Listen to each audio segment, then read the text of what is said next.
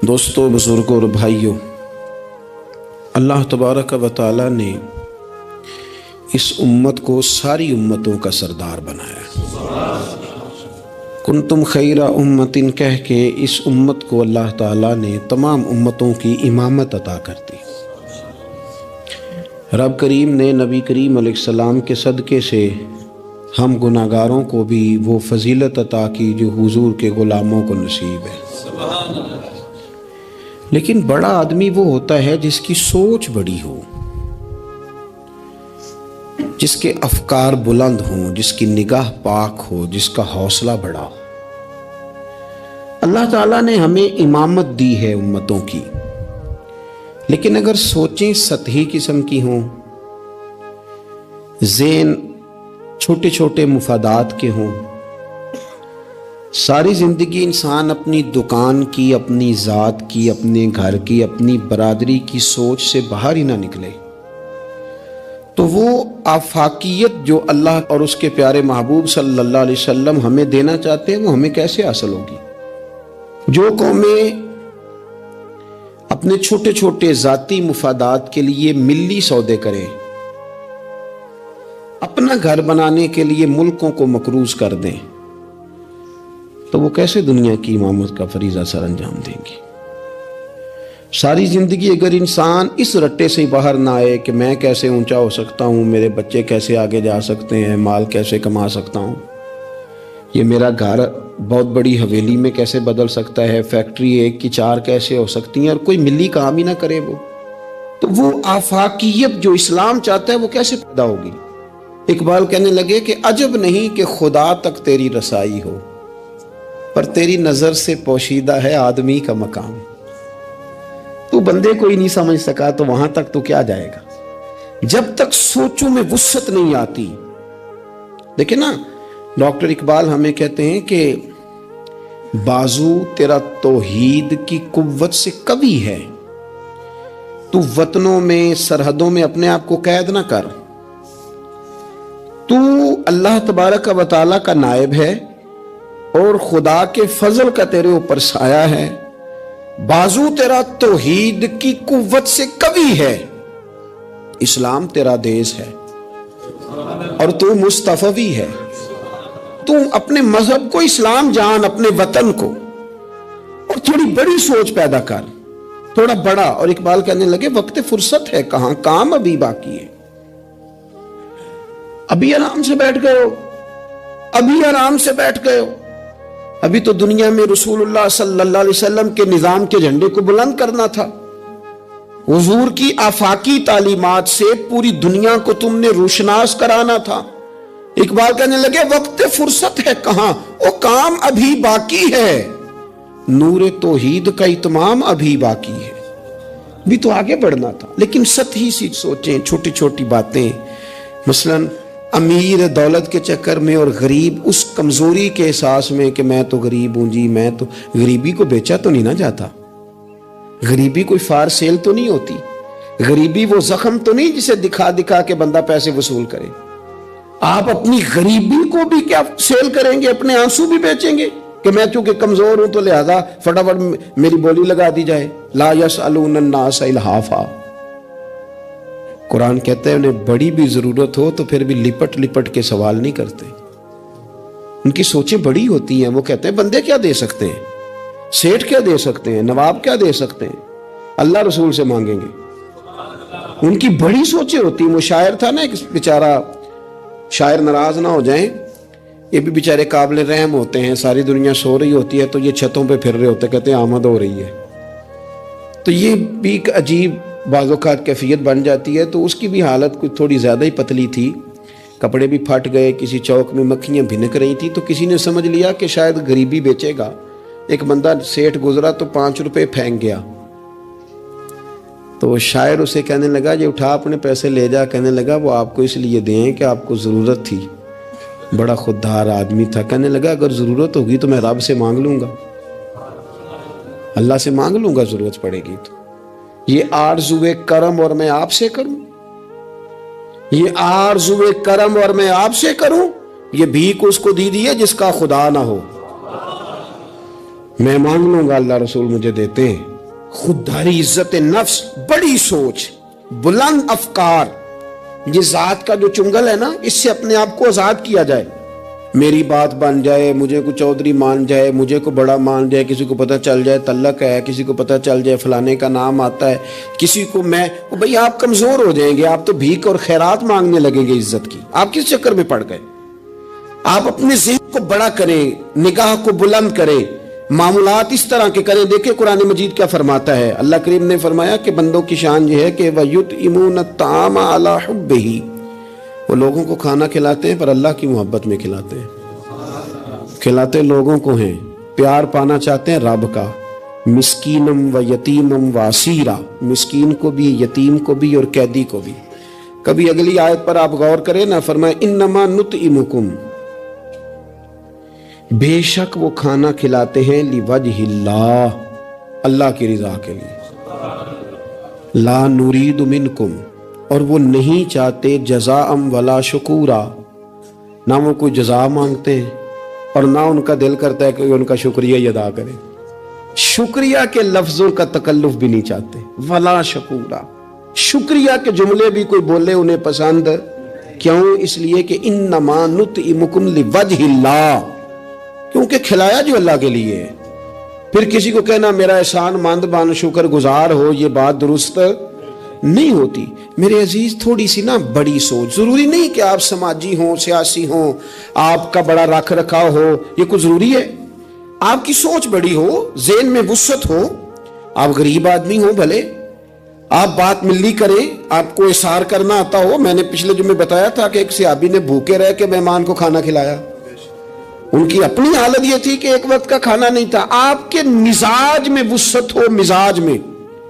بخاری شریف میں حدیث ہے، نبی پاک صلی اللہ تعالی وسلم کے سامنے سے ایک شخص گزرا. کریم محبوب علیہ السلام نے لوگوں سے پوچھا کہ اس کے بارے میں تمہاری کیا رائے ہے؟ عرض کی یا رسول اللہ بہت وزادار آدمی ہے، بڑا باوقار ہے، کوئی بھی بات کرے تو لوگ توجہ سے سنتے ہیں، کہیں پیغام نکاح دے تو اسے رشتہ مل سکتا ہے، کسی کی سفارش کرے تو قبول کی جا سکتی ہے. حضور زیر لب ہلکا سا مسکرائے اور خاموش ہو گئے. بڑے بڑے سیاسی سماجی لوگ ہوتے ہیں نا شہروں میں، وہ بیچارے مطلب ان کا بس نہیں چلتا، کسی کی منت کریں کہ کہہ 2 دفعہ مجھے چودھری صاحب، گزارش کریں، کسی کا ترلا کریں کہ مہربانی کر 2 دفعہ کہہ دے میں بڑا آدمی، بول دے صحیح. شیخ سعدی کہتے ہیں جس طرح لکڑی کو گھن کھا جاتی ہے، بڑے لوگوں کو خوشامد کھا جاتی ہے، کھوکھلا کر دیتی، صلاحیتیں ضائع ہو جاتی، تعریف کا اتنا شوق لگ جاتا ہے، اتنی لت لگ جاتی ہے تعریف کی. تو حضور خاموش ہو گئے. تھوڑی دیر کے بعد ایک غریب آدمی گزرا، یہ بخاری ہے. نبی کریم صلی اللہ علیہ وسلم نے فرمایا اس کے بارے میں تمہارا کیا خیال ہے؟ عرض کی یا رسول اللہ یہ تو غریب آدمی ہے، سادہ آدمی ہے، یہ کوئی بات کرے تو لوگ توجہ سے سنے نہ، پیغام نکاح دے تو کوئی اسے رشتہ بھی نہ دے، اور حضور یہ سفارش کرے تو قبول بھی نہ ہو. ایک بندہ پہلے گزر گیا جس کے بارے میں یہ تھا کہ بڑا جناب لوگ اس کو جانتے ہیں، اس کی بات سنی جاتی، سفارش مانی جاتی، پیغام نکاح دے تو رشتے ملتے. اس کے بارے میں بالکل دوسرا مترادف اور الٹ تبصرہ کیا گیا، یا رسول اللہ یہ غریب آدمی ہے، اس کی وہ وزاداری نہیں. اب نتیجہ حضور نے بیان کرنا تھا، رزلٹ نبی پاک نے دینا تھا. حضور فرمانے لگے وہ جو تم نے کہا نا کہ بڑا وزادار ہے اور سفارشیں مانی جائیں اور پیغام نکاح قبول کیے جائیں، فرمایا اس طرح کے بندوں سے زمین ساری بھر بھی جائے تو پھر بھی یہ جو غریب گزرا ہے نا، یہ ان سب بندوں سے زیادہ افضل ہے. آپ کا کیا خیال ہے کہ نام کی تختیاں زیادہ لگی ہوں تو بندے کا رعب زیادہ ہے، اس نے بڑے افتتاح کیے ہوں تو اس کا رعب زیادہ ہے؟ تو میرے عزیز آپ بڑی سوچ، وسعت والی، بڑا کلیجہ، بڑا حوصلہ. نبی پاک صلی اللہ تعالی علیہ وسلم نا بڑی باتیں ارشاد فرماتے تھے.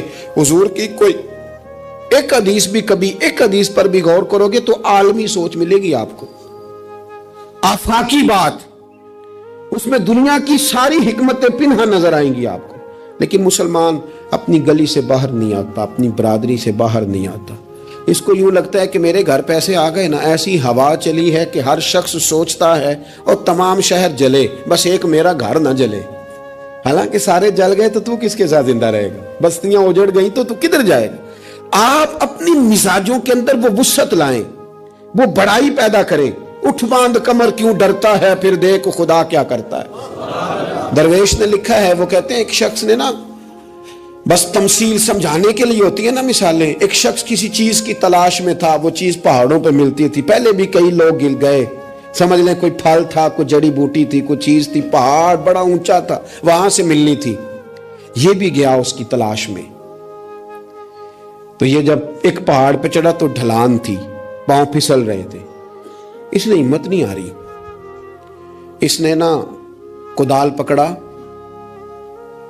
सामान पकड़ा लोहा काटने का। इसने वो पहाड़ काट के तो वहां 50-60 सीढ़ियां बनाई। फिर अगले पहाड़ पे गया तो वहां भी पैर फिसलते थे, ढलान थी, चढ़ा नहीं जा सकता, उसको भी काटा, 50-60 सीढ़ियां बनाई। तीसरी पे गया तो उसको भी काटा, सीढ़ियां बनाई। अब बड़े जमाने लग गए, कमजोर हो गया, बूढ़ा हो गया, मौत का वक्त आ गया। किसी पूछने वाले ने कहा कि तुझे मिला क्या, 3 पहाड़ काट के तूने सीढ़ियां बनाई, तू पहुंच सका नहीं, मिला क्या। कहने लगा तुम्हें पता ही नहीं मैं कामयाब कितना हुआ हूं। मैंने अकेले ने वो चीज नहीं पानी थी, उसको पूरे शहर की जरूरत थी। जहां तक मैंने बना दिया है ना, अब जो सफर शुरू करेगा इसे अगला सफर शुरू करेगा। और मैंने 3 सीढ़ियां तो जिंदगी में बना दी है ना, 3 तो मैंने बनाई है। अब जो सफर शुरू करेगा वो इससे, और मैं कामयाब होके जा रहा हूं, मैंने अपने हिस्से का काम कर दिया। मैं यही कर सकता था, यही माली दा कम पानी देना, ओते पर मशका पावे, अगो खालक दा कम फल फुल लाना, लावे या ना लावे तो ड्यूटी तो करना, अपनी तो ड्यूटी नहीं करता। एक बाबा जी बूढ़े थे, हाथ कांप रहे थे हाथ, तो दरख्त लगा रहे थे। एक सियाना बंदा गुजरा, उसने कहा बाबा जी ना आपने फल खाना है, इतनी मेहनत की क्या जरूरत है। वो कहने लगा पुत्र, हमारे पिछलों ने लगाए थे ना, उनके फल हमने खाए हैं। हम सोचते हैं कि हम खुद गर्ज ना मर जाएं, हम भी कोई फल लगा दें, चलो आने वाली नस्लें ही खा लेंगी। मैं अगली नस्ल का सोच रहा हूं। भाई मिल्ली सोचे, कौमी, आप कुछ तो कर जाएं ऐसा कि फिर आने वालों को सिफर से ना शुरू करना पड़े। कोई तो ऐसी मंजिल हो, कोई तो ऐसा रास्ता हो, कुछ तो आप बना के दे जाएं, कुछ तो आप कर जाए। इमाम बुखारी हमें बुखारी बना के दे गए, उन्होंने कहा लो मैं तुम्हें हुजूर की सैयदी से जमा करके दे रहा हूं, अब तशरीह करते रहना, अब पढ़ते रहना, कयामत तक सुनाते रहना। लेकिन वो हमारा ये वाला सफर उन्होंने खत्म कर दिया कि हम जाएं, जाके हदीस तलाश करें, ढूंढ के लाएं, उसकी सेहत पर बहस करें। ओ भाई, हमारे बुजुर्गों ने जितना काम किया ना, हमारे असफार आसान किए, हमें कुछ मिल्ली करना चाहिए। बातें मैंने कहा समझाने के लिए होती हैं। जब सहाबा मदाइन की जंग में थे ना, तो वहां माल गनीमत इकट्ठा हो रहा था। तो एक सहाबी बहुत सारा माल गनीमत उनके हाथ आया, तो वो सारा लेके आए, पर चेहरे पे कपड़ा था, चेहरे पे कपड़ा था। उन्होंने ला के वो माल गनीमत दिया, वापस जाने लगे तो लोगों ने पूछा यार तुम इतना माल ले आए हो, तुम रख भी सकते थे, हमें क्या पता था तुम्हारे पास है, तो नाम ही बता दो। तो कहने लगे नाम बताऊंगा तो क्या करोगे, तारीफ ही करोगे ना। मैं वो तारीफ कराना चाहता हूं जो मेरे रब करीम की बारगाह से इनाम मिले और फरिश्तों की जुबानों पे आए। तुम तो 1-2-4 मिनट के लिए करोगे, बात खत्म हो जाएगी। और फिर कहने लगे अगर तुमने जरूर ही करनी है ना, तो मेरा नाम छोड़ो, मेरे रब की तारीफ करो जो तारीफ के काबिल है। अल्हम्दुलिल्लाह रब्बिल आलमीन, उसकी करो तारीफ।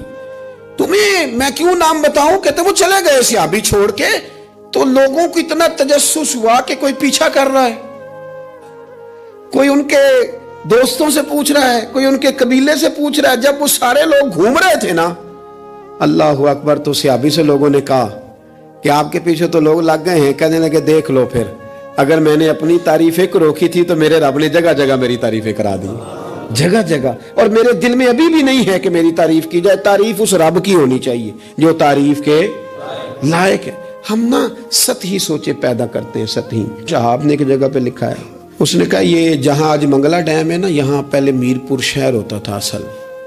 एक जंग में जब ये तबाह हुआ ना, तो बड़ा दर्द था शहर के पुराने लोगों में कि हमारा शहर फिर से आबाद हो जाए।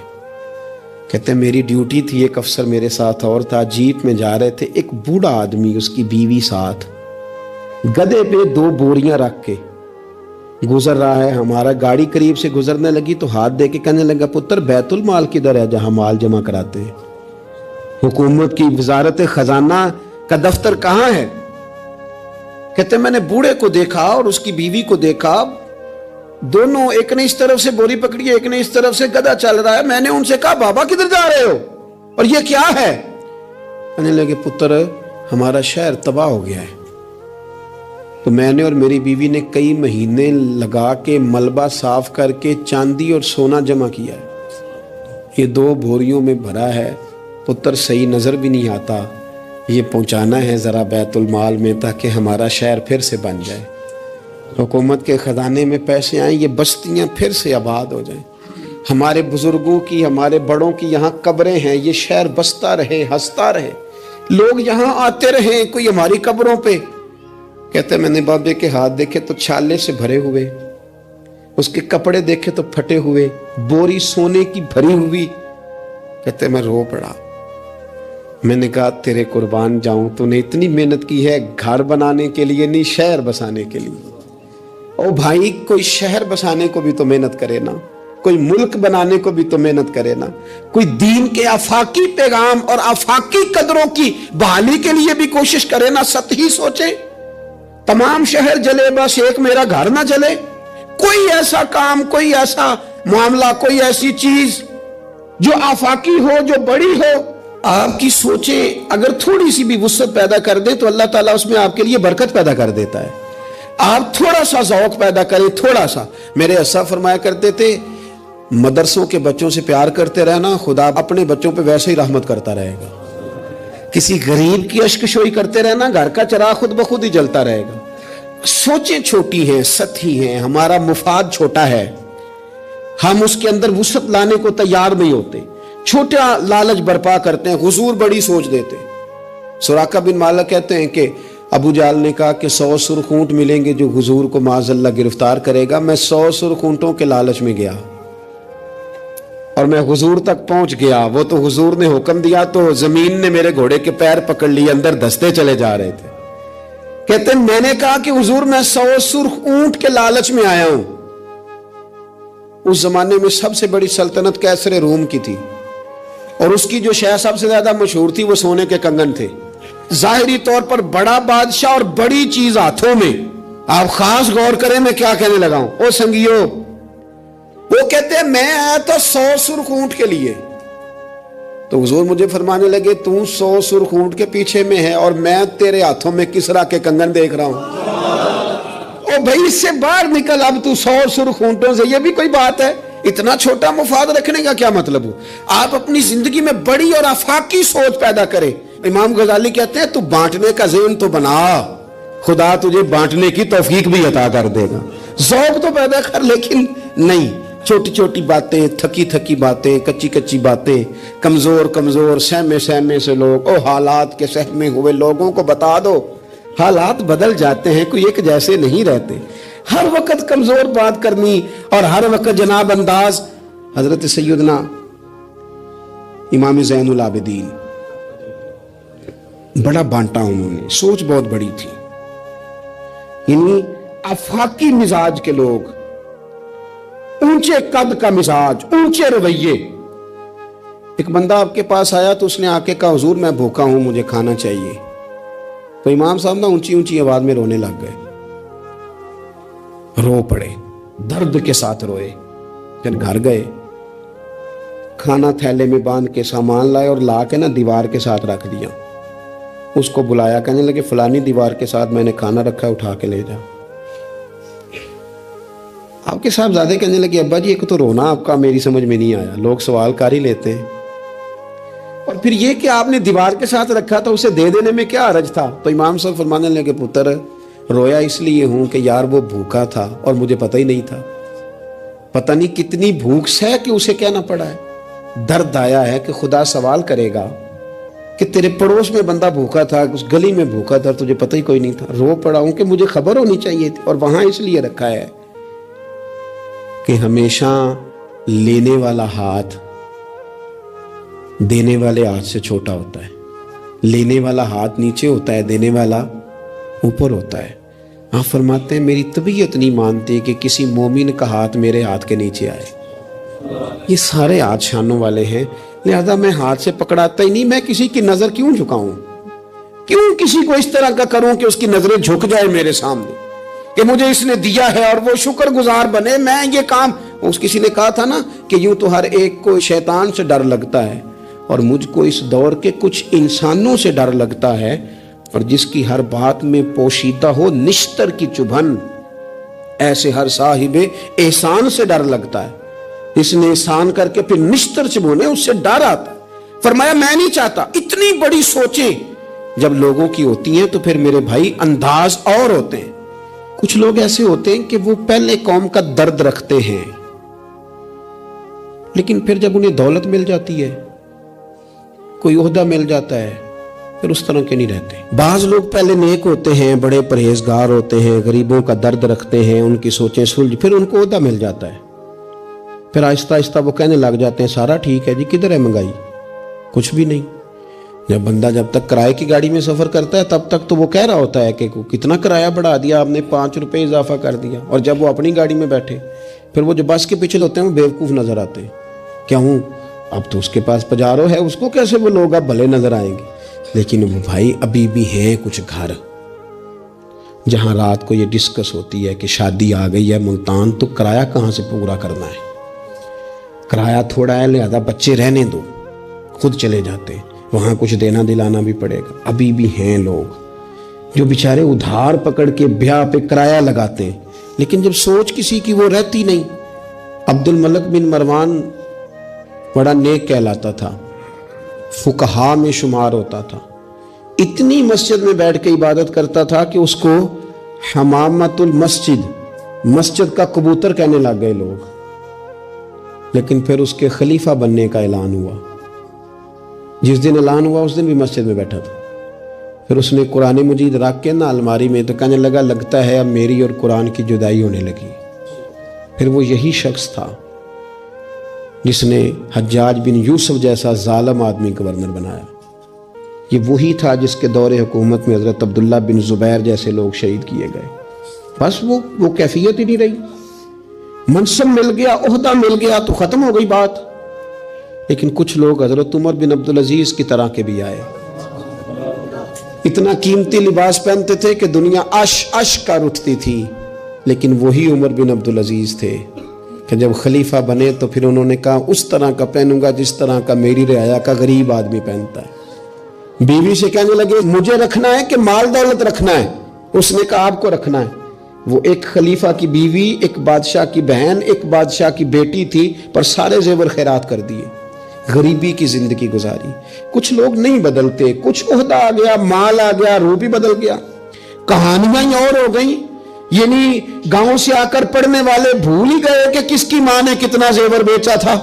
پھر ان کے حالات بھی بالکل تبدیل ہو گئے، انہیں پتہ ہی نہیں ہم کیا تھے. سنو نا، حضرت صدیق اکبر رضی اللہ تعالیٰ عنہ کچھ بچیوں کا دودھ عصر کے وقت جا کے دھو کے آیا کرتے تھے، ان کو دیتے تھے. جس دن خلیفہ بن گئے تو ایک بچی نے آ کے پوچھا حضور اب وہ بکریوں کا دودھ کون دھویا کرے گا؟ تو آپ فرمانے لگے کیا خلافت مجھے خدمت خلق سے روک دے گی؟ وہ کام میں اپنی آخرت کے لیے کرتا تھا، کرتا ہی رہوں گا، میں نہیں بدلوں گا، میں وہی ہوں حضور کا غلام. بلکہ کنز المال میں ایک روایت تو ایسی ہے کہ کلیجہ منہ کو آتا ہے. ایک اونٹ گم ہو گیا مال غنیمت کا، سیدنا فاروق اعظم اونٹ ڈھونڈتے ہیں، کبھی ادھر بھاگتے ہیں، کبھی اور میری ذمہ داری ہے، مجھ سے قیامت میں سوال ہوگا، اور یہ مسلمانوں کا مال ہے، میں اس کا امین. ادھر بھاگتے ادھر بھاگتے ادھر بھاگتے. ایک شخص نے کہا حضور آپ بیٹھ جائیں، کسی غلام کی ڈیوٹی لگائیں. 24 لاکھ مربع میل پر حکومت، علم بھی، فضل بھی، تقوی بھی، اور سب سے بڑھ کر عمر وہ ہے جن سے اللہ بھی راضی، رسول اللہ بھی راضی صلی اللہ تعالی علیہ وسلم. حضرت عمر سے کہا بیٹھ جائیں، غلام کی ڈیوٹی لگائیں. حضرت عمر نے رخ پھیر کے دیکھا اور اس بندے کی طرف دیکھ کے کہنے لگے میں بھی تو ایک غلام ہی ہوں. کیا ہوں میں؟ ایک غلام ہی ہوں. میں ایک غلام ہی ہوں. اتنے محل چڑھایا سانیاں، غلام ہی ہوں میں. کیا ہوں میں؟ جب آپ نے یہ لفظ کہے تو وہ بندہ کہتا ہے نارمل بات تھی، میرے بھی آنسو نکل آئے. یار یہ بھی کوئی انداز ہوتا ہے.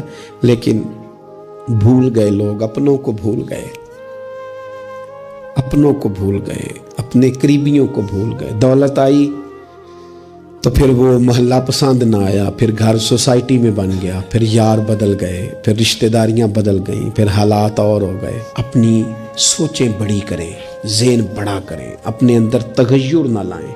آپ آفاقی بن جائیں، ذہن بڑا ہو تو خدا عطا بھی بڑا ہی کرتا ہے. اللہ سمجھنے کی توفیق عطا فرمائے. آخر دعوانا